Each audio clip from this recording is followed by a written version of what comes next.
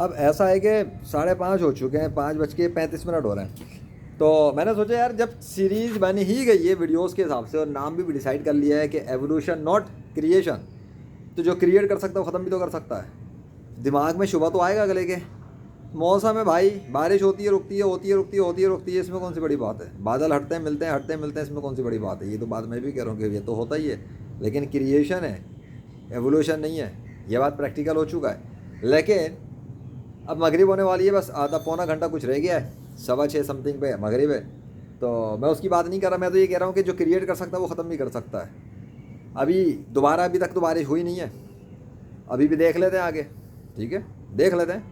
आज रात तक का तो टाइम है ही ना, आज के दिन की बात कर रहा हूँ मैं, अप्रैल 13 कह रहा हूँ, 3 अप्रैल 2026। सो 5:35 पर ये सीन है, मैं दिखा देता हूँ। अभी फ़िलहाल वहाँ पे वो सीन चल रहा है। जो क्रिएट कर सकता है, जो वजूद में ला सकता है, वो मिटाने पे भी पूरी कुदरत रखता है, उसके लिए कोई बड़ी बात ही नहीं है। वो बादलों का बादशाह है, वो ला सकता है, वो ले जा भी सकता है। क्या जो बना सकता है वो मिटा सकता है, जो ला सकता है वो ले जा सकता है। सुबह गर्म मौसम के वक्त से आने के बाद तब्दीलियाँ देखी गई हैं लाहौर में, आई समझ। क्योंकि मौसम तो गर्म था, गर्म के बाद अचानक से यह कहे कि सब कुछ आया था।